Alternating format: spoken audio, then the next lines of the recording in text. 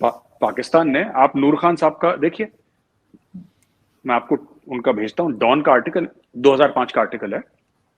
नूर खान साहब who was the chief of air staff of the Pakistani air force, वो गए, उन्होंने पाकिस्तानी आर्मी चीफ से पूछा कि मैं सुनने में, 1965 की बात कर रहा हूँ, कि जनाब सुनने में आ रहा है कोई लड़ाई वड़ाई हो रही है, तो चुप, उन्होंने बोला ही नहीं। फिर जब उन्होंने ज्यादा जिद करी तो बोला हाँ ऑपरेशन जिब्राल्टर है जो हम कर रहे हैं। तो क्या कर रहे हैं साहब? तो साहब एक तो हम टैंक वैंक चढ़ा देंगे अखनूर के ऊपर, तो हम कश्मीर से कट ऑफ कर देंगे, फिर कश्मीर हमारा हो जाएगा इंशाल्लाह। उन्होंने बोला बहुत अच्छा प्लान है, ये प्लानिंग चल रही है, आप देखिए। अब ये ऑपरेशन जिब्राल्टर तो ऐसा जैसे कांति शाह की फिल्म हो। एक इंडिया में डायरेक्टर है कांति शाह, वो खतरनाक डायरेक्टर है, वो पिक्चर ऐसे ही बनाता है और लेजेंड है कांति शाह। खैर एनीवे, तो आरजू जी आप ये देखिए कि उन्होंने बोला कि 8 लाख लोग ना हम कश्मीर के अंदर डाल देंगे, इरेगुलर्स, और कश्मीरी मुसलमान भड़क जाएगा, वो पाकिस्तान जिंदाबाद बोलेगा। एक कश्मीरी मुसलमान नहीं आया इनके साथ लड़ने के लिए, एक, ना 47-48 में आया, ना 65 में आया, ना 1999 कारगिल में आया। तीनों लड़ाइयों में इनका एक ही प्लान था कि किसी तरीके से कश्मीरी मुसलमानों को भड़का देंगे। खैर, जब इन्होंने बोला, जब नूर खान साहब ने बोला आर्मी चीफ को कि सर आपको नहीं लगता कि इंडिया अटैक करेगा? नहीं नहीं, इंडिया कोई अटैक नहीं करने वाला यार, ये फालतू के लोग हैं, इनके बस का नहीं है। इंडिया ने लाहौर पे चढ़ाई कर दी, इसी का तो बनाते ही यौम दिफा।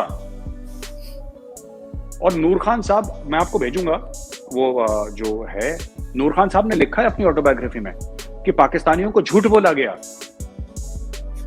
कि इंडिया ने लड़ाई छेड़ी थी। वो कह रहे हैं लड़ाई हमने छेड़ी थी। नूर खान साहब की वो है जो ऑटोबायोग्राफी है, उसमें लिखा हुआ है, और मैं आपको डॉन का आर्टिकल भेजूंगा। नूर खान साहब कह रहे हैं कि जनाब ये इन्होंने खुद करा और इंडिया पे इल्जाम लगा दिया कि इंडिया ने अटैक करा। इंडिया ने कोई अटैक नहीं करा, इंडिया ने जवाब दिया था, यही चढ़े थे अखनूर टैंक लेके और अपने इतने सारे लाखों लोग लेके। तो तब ये बात हुई। तो बात ये है कि ना, ये आप कहते हैं कि पॉलिसी कैसे गलत हो गई, पॉलिसी शुरू डे 1 से गलत है। मैं बताता हूँ, इनकी पॉलिसी एक एक्चुअल पॉलिसी थी 1965 वॉर की। आरजू जी आप जाके देखिएगा, आप इंटरनेट पे देखिएगा, और जो भी हमारे दोस्त देख रहे हैं, पाकिस्तानी भाई बहन देख रहे हैं, जरा इंटरनेट पे जाके देखें आप। इन्होंने एक्चुअली अपने लोगों को पता है क्या बोला, ये समझिए, ये इंटेलेक्चुअल्स हैं पाकिस्तान के। इन्होंने ये बोला कि एक पाकिस्तानी मुस्लिम सोल्जर 10 हिंदू सोल्जर के बराबर है। मैं बता रहा हूं आपको कि एक पाकिस्तानी मुसलमान जो फौजी है वो 10 हिंदू फौजियों के बराबर। इनको यही नहीं पता कि भारत में भी मुसलमान फौजी हैं, सिख हैं, ईसाई हैं, सब लोग फाइट करते हैं यहाँ पे, इंडियन आर्मी के लिए, नेवी के लिए, एयरफोर्स के लिए। एयरफोर्स में तो हमारे चीफ हो चुके हैं मुस्लिम, एक एयर चीफ। फौजी की जात या फौजी का धर्म नहीं बोलना चाहिए क्योंकि वो फौजी है, लेकिन क्योंकि ऐसी बात चली आ रही है इसलिए मैं आपको बता रहा हूं। लेकिन उन्होंने बोल दिया, ये 10:1 का रेशियो खिला दिया लोगों को। पाकिस्तानी फौजी कॉन्फिडेंट हो गए, आ गए यहाँ पे। इन्होंने बोला कि छोटे छोटे दिखेंगे तुम्हें हिंदुस्तानी, बिल्कुल छोटे छोटे काले काले से, एक थप्पड़ मारना 10 गिर जाएंगे। हाँ आप जाइए इंटरनेट पे देखिए 1:10 का। इन्होंने एक्चुअली स्टोरी सुनाई थी कि तुम इंडिया के अंदर जाना, छोटे छोटे काले काले फौजी दिखेंगे, तुम धमका देना, डरा देना, एक लात थप्पड़ मारोगे, गिर जाएंगे जमीन पे, तुम आगे बढ़ते चले जाना, तुम मुजाहिद हो, तुम गाजी हो, तुम फलाना हो, तुम ढिमका। ये लोग खुश हो गए, ये इंडिया के अंदर आ गए घुस के 1965 में। सामने जाट मिल गए इनको 6-6 फुट के, जाटों ने इनको थैंक यू बोल दिया। ये आप पढ़िए, नूर खान साहब की किताब पढ़िए आप। मैं चेक करूंगी जी। आप जो हम बोल रहे हैं ना, जो मैं बोल रहा हूँ, आप सब छोड़ दीजिए, क्योंकि हो सकता है मेरा वर्जन इंडियन वर्जन हो सकता है हिंदुस्तानी का। आप जो पाकिस्तानी चीफ्स ने लिखा है, आप पाकिस्तानी चीफ्स की किताब पढ़िए, वो आपको बताएंगे कि कितना भयानक मिसमैनेजमेंट हुआ था पाकिस्तान में, कि जो वेस्ट पाकिस्तान का गवर्नर था उसको नहीं पता था अर्जुन जी कि लड़ाई होने वाली है। आर्मी के और लोगों को नहीं पता था कि क्या होने वाला है, सिर्फ जो कश्मीर का जीओसी था उसको पता था थोड़ा बहुत। और क्योंकि इनको था कि हम अटैक करेंगे, इंडिया चुपचाप बैठा रहेगा, इंडिया मार खाएगा, फिर हम वापस आ जाएंगे और कश्मीर हमारा हो जाएगा, बस शैंपेन खोल के चीयर्स हो जाएगा, मामला सब ठीक हो जाएगा। इनका प्लान ये था ऑपरेशन जिब्राल्टर। तो आपने जो बोला ना कि क्यों इनको कभी कुछ समझ में नहीं आया, इनका कारगिल में क्या प्लान था।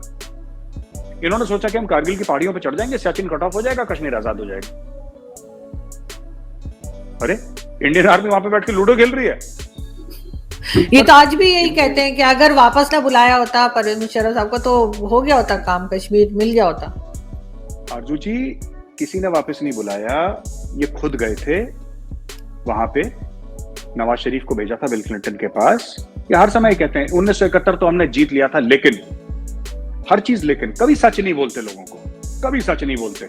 1965 तो हमने जीता जिताया था, लेकिन वो 1947-48 सब कुछ हो गया था, लेकिन कारगिल सब कुछ हमारी तरफ था, हम जीत जाते, लेकिन इन्हीं के साथ लेकिन होता। और किसी देखिए बात ये होती है कि every war is fought with an objective, Arjun ji, ठीक है ना। हर एक जंग का एक ऑब्जेक्टिव होता है। मैं आपको बता देता हूँ एज अ फौजी, और पाकिस्तानी आर्मी हो, ब्रिटिश आर्मी हो, अमेरिकन आर्मी हो, चाइनीज आर्मी हो, every war has an objective. 1965 की लड़ाई का क्या ऑब्जेक्टिव था? कश्मीर को आजाद करना, सो कॉल्ड कश्मीर को कोट अनकोट आजाद करना। क्या कर पाए? नहीं कर पाए। फिर ये यौम दिफा किस चीज का मनाते हैं आप लोग 6 सितंबर को? भाई आप बाजार गई, आपने बोला मैं बाजार से मैंने 1 किलो चीनी लानी है, ठीक है, आप बाजार गई, वापस आ गई बिना 1 किलो चीनी के। आप कहते हैं अरे मैं तो बाजार चली गई, चलो सेलिब्रेट करेंगे हर साल। नहीं, आपका मुद्दा 1 किलो चीनी लाना था बाजार से, आप नहीं लेकर आए चीनी, इसका मतलब आपका मिशन फेल हो गया। तो ये ऐसे ये कुछ भी बोलते हैं, इसका अब क्या करें। हेलो एवरीवन, हमारे चैनल पे आप सबका स्वागत है। अगर आपने अभी तक हमारे चैनल को सब्सक्राइब नहीं किया है, जल्दी से कर दीजिए।